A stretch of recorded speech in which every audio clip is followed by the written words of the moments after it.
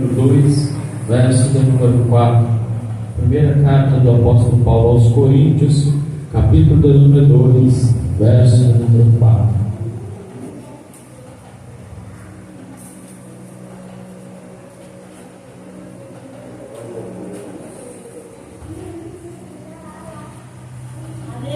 Primeira carta do apóstolo Paulo aos Coríntios, capítulo de número 2, verso de número 4. Está fazendo menção ao texto sagrado, mais uma vez, primeira carta do apóstolo Paulo aos Coríntios, capítulo de número 2, verso de número 4. A minha palavra e a minha pregação não consistiram em palavras persuasivas de sabedoria humana, mas em demonstração do Espírito e de poder, para que a vossa fé não se apoiasse na sabedoria dos homens, mas no poder de Deus. Vou estar fazendo menção novamente no verso número 5, para que a vossa fé não se apoiasse na sabedoria dos homens, mas no poder de Deus. É isso que nós estamos falando de Jesus.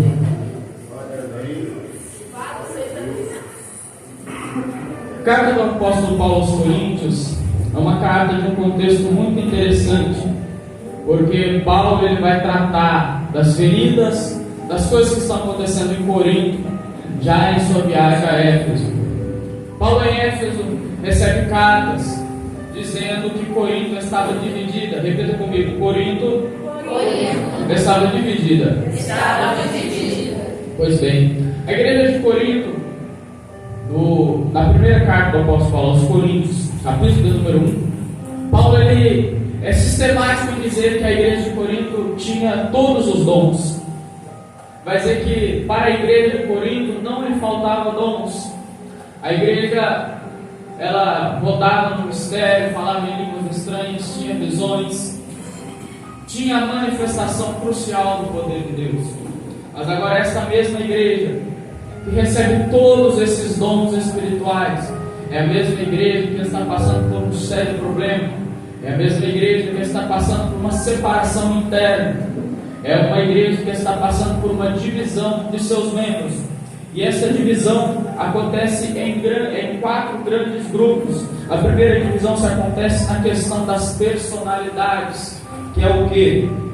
Aquelas pessoas que estavam lá na fundação da igreja de Corinto, tragam para os nossos dias de hoje, que são aqueles crentes que estão 30, 40, 50 anos na igreja, que já estão confortáveis. O reino do céu não é conquistado por tempo de banco de igreja. O reino do céu não é conquistado por tempo de banco dentro da igreja, mas o reino do céu é conquistado com base em sangue, suor e lágrimas. O reino do céu é conquistado na dificuldade, porque se fosse fácil, Jesus não teria vindo, porque se conquistar o reino dos céus fosse fácil, Jesus não teria se sacrificado na cruz do Calvário. Estamos de frente, estamos com base nesse grande grupo. No primeiro grande grupo, que é o grupo das personalidades. Repita comigo: grupo das personalidades. Eram aqueles homens que achavam que sabiam tudo. Eram aquelas pessoas que, por estarem desde o início da fundação da igreja de Corinto, achavam que sabiam de todas as coisas, que não deveriam mais ouvir conselhos de ninguém. E aí nós vamos para o segundo grande grupo, que é os do não subordinados. Aqueles homens que achavam que não precisa ter autoridade dentro da igreja, que não se fazia necessário a atuação de Paulo, e bem como a atuação daqueles que foram levantados para instruir. Mas um povo sem instrução, um povo sem ter quem o guie, é um povo cego, surdo e mudo. Um povo que não aceita a correção, é um povo ignorante. Você sabe por quê? Porque Deus levanta aquela pessoa que está lá na frente com um único propósito, que é guiar e orientar. Se não fosse isso, Deus não teria levantado Moisés para tirar o povo do Egito.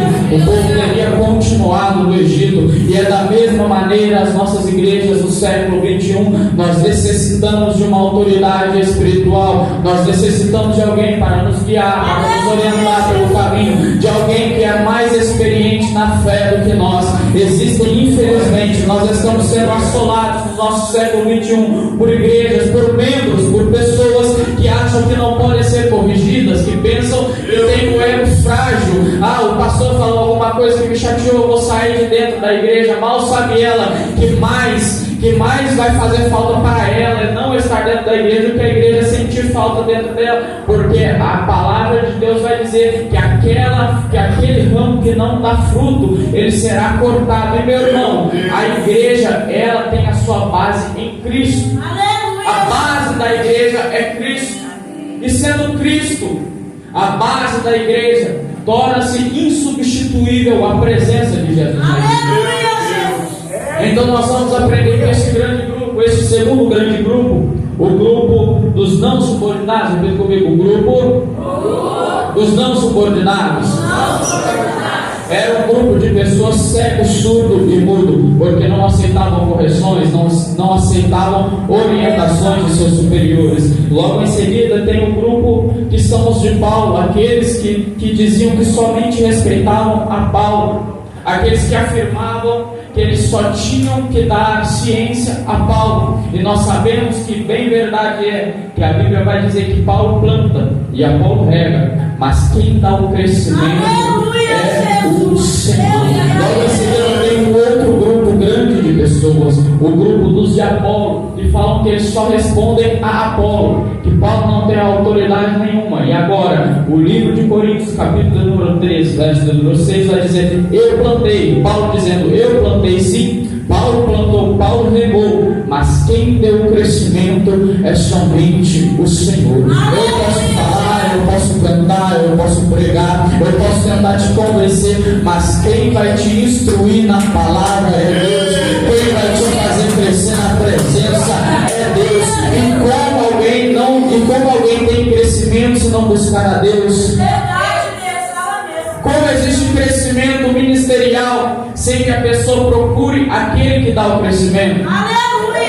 Eu posso correr de igreja em igreja, ministério em ministério, para ouvir pregadores, para ouvir cantores, mas mal sei eu que quem dá o crescimento é Deus. Por isso que a igreja do século XXI está vivendo tanta dificuldade atualmente. Não, está tão fragilizada espiritualmente por esse simples motivo. Está procurando a sua força em pregadores, está procurando a sua força em cantores, está procurando a sua força em tantas outras igrejas, quando a palavra ela é específica, dizendo: Paulo ele plantou sim, Apolo ele regou sim, mas quem dá o crescimento para a igreja é Deus.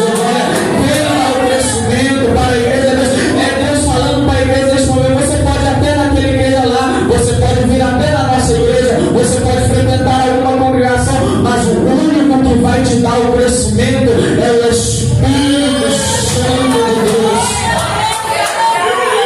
Mas eu aprendo que para eu ter crescimento eu tenho que ter intimidade. Para eu crescer na fé, eu tenho que estar próximo de Deus. É impossível uma árvore crescer onde não tem água. É impossível uma árvore frutificar onde não tem um solo que é propício para ela, para que ela cresça. Bem como é a vida do crente, bem como é a vida do cristão. É impossível eu tomar uma posição, é impossível eu ser um cristão de verdade se eu não tiver as minhas raízes em Cristo, se a minha base não for o meu Jesus Cristo. É impossível eu permanecer de pé se Cristo não for o meu firmamento. A Bíblia vai dizer lá em Coríntios, capítulo número 3, verso número 11, lá em Atos, capítulo 4, verso 11, que Cristo é a pedra angular da igreja. O que é isso? É impossível uma igreja ser fundada em achismo, é impossível uma igreja estar fundamentada nos conhecimentos terrenos, mas a pedra viva angular da igreja é o nosso Senhor e Salvador Jesus Cristo. O que mantém uma construção de pé, a sua fundação. É impossível uma construção se manter de pé se esta não tiver a sua fundação. Bem como é a nossa vida espiritual em Cristo, a nossa fundação é Deus, a nossa fundação é Jesus, e essa fundação é inabalável. E essa fundação é inabalável. Quando nós estamos em Cristo, Cristo está em nós, nós somos inabaláveis.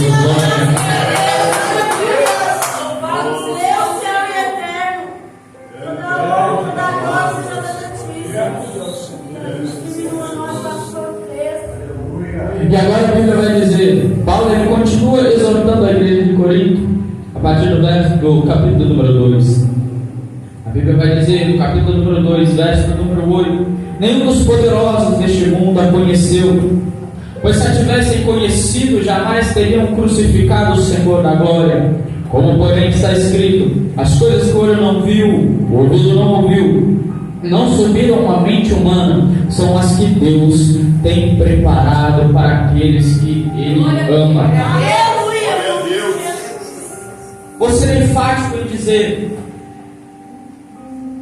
que quando Paulo ele fala a respeito da sabedoria da igreja, nós nos baseamos em muitos quesitos, mas o quesito que eu quero trazer para a igreja neste dia, nesta noite, é o quesito da dependência de Deus.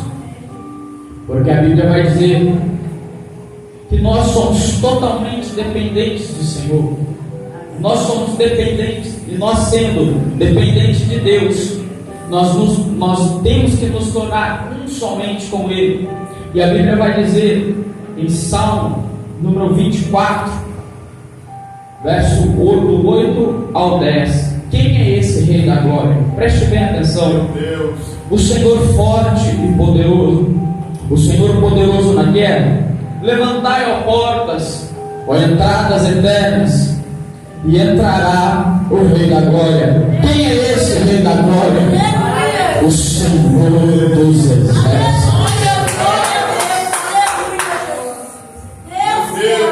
Nós ainda estamos debaixo dessa promessa, porque a Bíblia diz que como cordeiro, como ovelha muda, Jesus foi conduzido ao matadouro. Mas aquele que uma vez foi a vítima, aquele que uma vez sofreu, este mesmo voltará em grande glória e esplendor.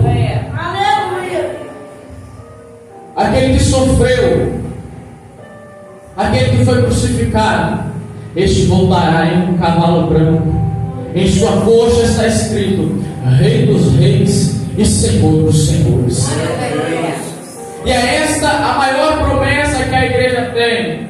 É esta a maior promessa que a igreja pode ter, tanto a igreja primitiva como a nossa igreja atual. É a promessa que nós esperamos o nosso Salvador voltar. É a promessa que nós estamos aguardando o nosso Senhor voltar. E aí Paulo vai continuar dizendo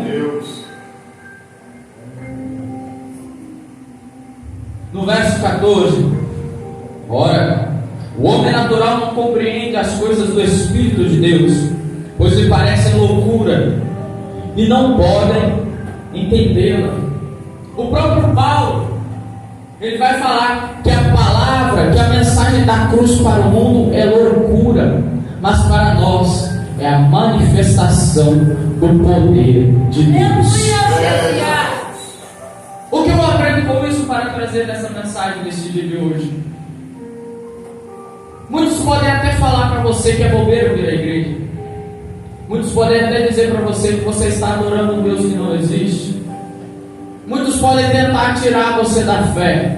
Mas lembre-se, a fé, ela não se dá pela vista. A fé, ela não se dá pela palpabilidade. A fé não é palpável.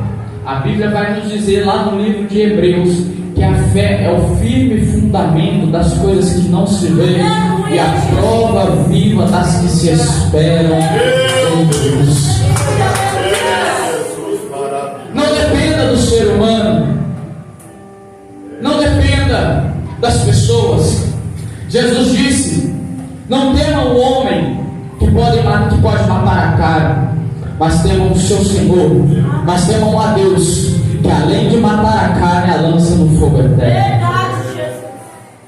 Nós vivemos em uma época, em um contexto em que a humanidade tem se esquecido do Deus que serve, em que a igreja tem se ausentado da doutrina santa de Deus.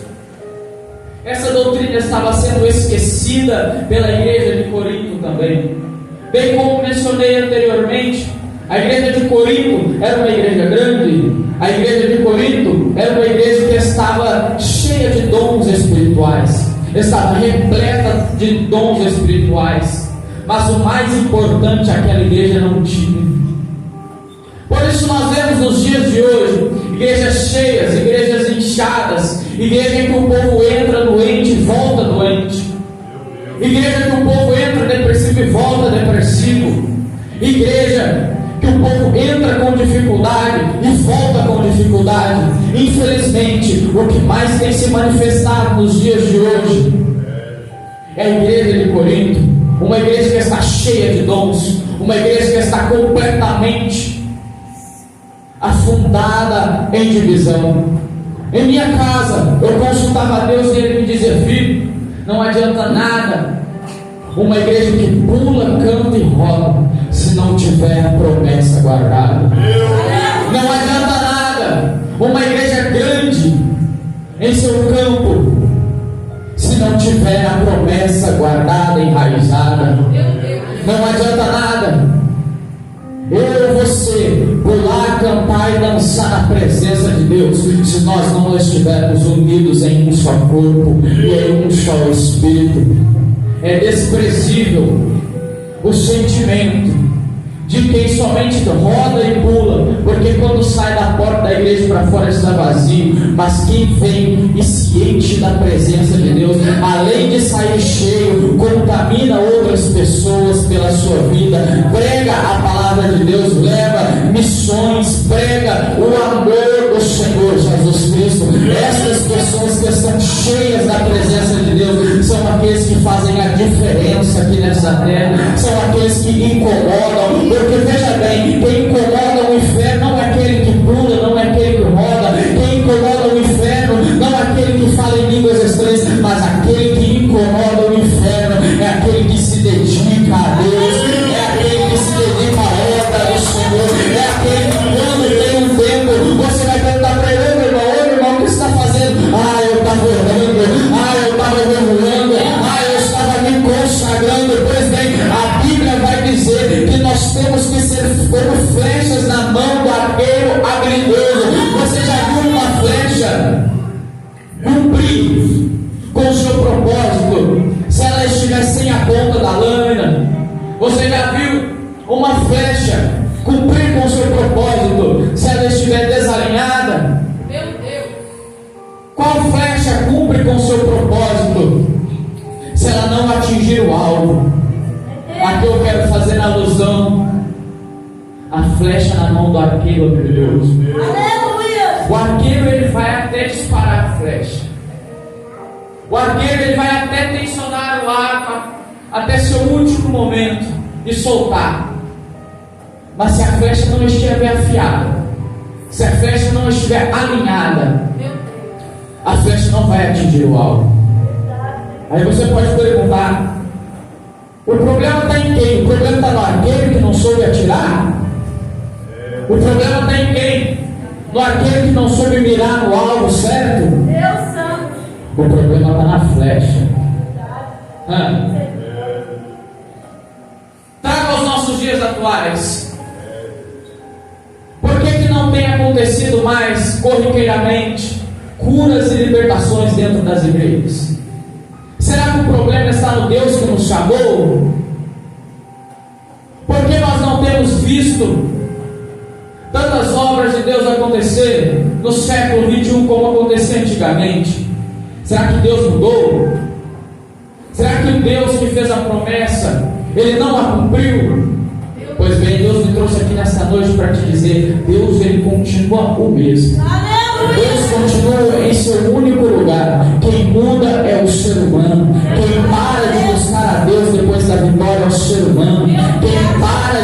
Quem para de jejuar é o ser humano. Quem para de orar é o ser humano. Quem se desvia do caminho é o ser humano. Então não adianta eu querer atribuir as minhas falhas a Deus. Não adianta eu querer culpar a Deus pelo meu pecado. Não adianta eu querer transferir a minha culpa para Deus, dizendo que Deus não fez, que Deus não curou, que Deus não realizou. O único culpado da minha falha sou eu. O único culpado do meu pecado sou eu. O único que deve assumir o erro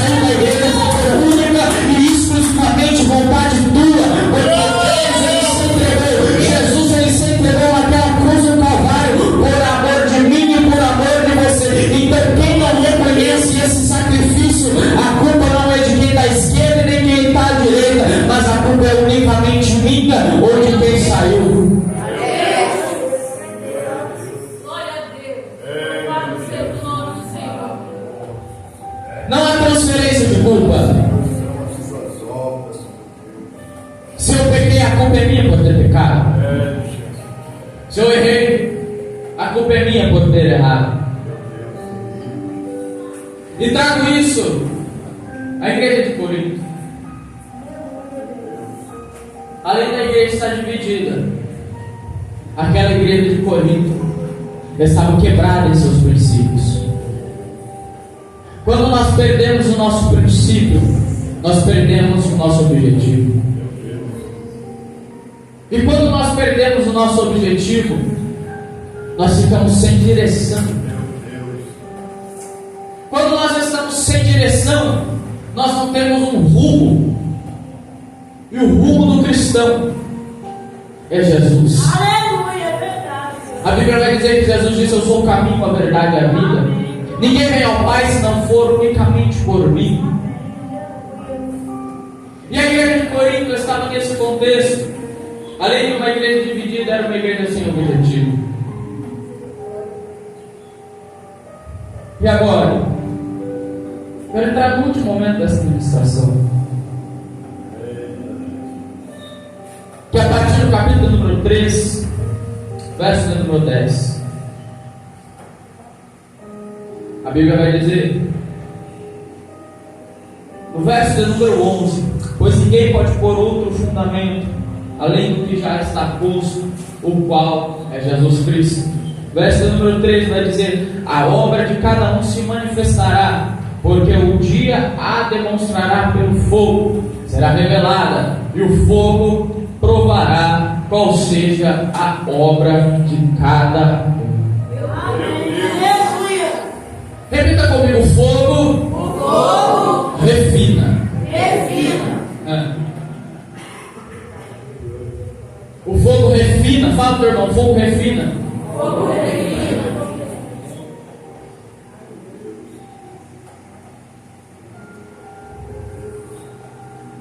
Preste bem atenção. A Bíblia vai dizer, lá no livro de Levítico, capítulo de número 10, verso 1 e 2: Nadab e Abiú, filhos de Arão, tomaram cada um seu incenso, puseram neles fogo, puseram incenso sobre ele e trouxeram fogo estranho perante o Senhor, o que ele não lhes ordenara. Então saiu fogo da presença do Senhor e os consumiu, e morreram perante o Senhor. Meu Deus. Quero fazer alusão ao fogo espiritual na nossa vida, ao fogo divino. Mas infelizmente nós temos dois tipos de fogo. O primeiro fogo que eu quero falar aqui neste momento, por um breve período, é o fogo estranho. Por que se chama fogo estranho? E por que Deus não aceita o fogo estranho? Porque este fogo pode ser aceso por qualquer um, em qualquer momento. Para esse fogo ser aceso, não interessa se você está em retidão com Deus. Para este fogo ser aceso, não interessa se você está em pecado. Qualquer um que está vivendo uma vida torpe está acendendo esse fogo. E veio dizer mais: este fogo estranho pode até iluminar o caminho. Este fogo estranho pode até mostrar qual é o caminho. Mas é como o lobo que se disfarça de ovelha. Onde é impossível o fogo estranho iluminar o caminho da salvação. É impossível o fogo estranho mostrar a direção correta. Por isso ele é aceso por qualquer um. Por isso ele é aceso por qualquer pessoa, em qualquer situação que ela esteja. Mas agora o fogo divino, agora o fogo santo, vai falar lá em Atos, capítulo número 2, que eles estavam todos reunidos no cenáculo do templo, orando, buscando, jejuando. E a Bíblia vai dizer que de repente veio um som como um vento impetuoso e veemente, e toda aquela casa se encheu com glória. Aqui nós vemos a primeira característica do fogo santo: precisa de dedicação, com glória. A primeira característica do fogo santo: precisa de renúncia. A primeira característica do fogo santo, para ele ser sentido, precisa de conserto, precisa de verdade. O fogo santo não opera na mentira, o fogo santo não trabalha na falsidade. Aí eu vou ir lá para o primeiro livro dos Reis, capítulo de número 18, que vai dizer: quando Elias e os profetas de Baal disputaram qual Deus respondia por fogo vermelho. A Bíblia vai dizer que Elias, chegando sua vez, ele começou a consertar o altar vermelho. Elias, ele começou a restituir o altar vermelho. E logo depois de estar consertado o altar e feitas as devidas manutenções no altar, que o fogo desceu.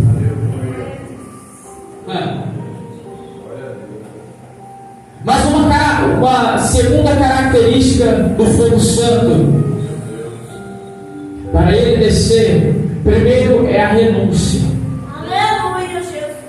A segunda característica do fogo santo para ele descer: ele não concorda com o erro. Então, quando o fogo santo ele desce, ele refina. O que está errado vai ser endireitado. O que está torto vai voltar a estar reto. Você sabe por quê? Porque quando o fogo santo desce, alguma coisa acontece. O errado volta a ser certo. Quem está em pecado volta a andar nas veredas da justiça. Porque o fogo santo ele não comunga com o pecado. O fogo santo ele não está de acordo com o erro. O fogo santo ele vem para arrumar. O fogo santo ele vem para consertar. O fogo santo ele vem para tirar o que está em excesso. Glória. O fogo santo vem para tirar o que está de errado. Aleluia, glória a Deus. Aleluia. Louvado seja a tua palavra. Deus eterno. Mas aí você pode perguntar: sim, o fogo santo ele precisa de renúncia. O fogo santo, quando ele vem e conserta. Mas tem mais uma função do fogo santo. Aleluia. Qual é essa? A de orientar e a função de guiar. A Bíblia vai dizer que Deus corrige o filho que ama. E para me basear na correção do fogo santo, eu me remeto lá ao povo no deserto, quando a Bíblia diz que este povo era guiado pelo Senhor com uma nuvem durante o dia, mas o quê? Uma coluna de fogo à noite. Meu Deus. Mas só é guiado pela coluna de fogo quem está debaixo da graça de Deus. Aleluia, Jesus. Glória. Só é guiado pela coluna de fogo quem está com Cristo. Aleluia. E para encerrar agora, eu estou aqui falando sobre o fogo santo. Quando o fogo desce, o que acontece, o que tem que fazer. Mas agora eu vou falar daquele que veio para trazer o fogo santo. Aleluia. A Bíblia vai dizer no Evangelho de Jesus Cristo, quando escreveu Lucas, capítulo de número 16, capítulo de número 3, verso de número 16, vai dizer: eu, João, os batizo com água, mas virá outro após mim, que eu não sou digno nem de desatar a correia de suas sandálias. Este vos batizará com o Espírito Santo e com fogo. Este vos batizará com o Espírito Santo e com fogo. Glória a Deus. Então, quando há renúncia, quando há conserto, quando há orientação, Aí Jesus vem. Aí Jesus vem. Se coloque de pé, por favor.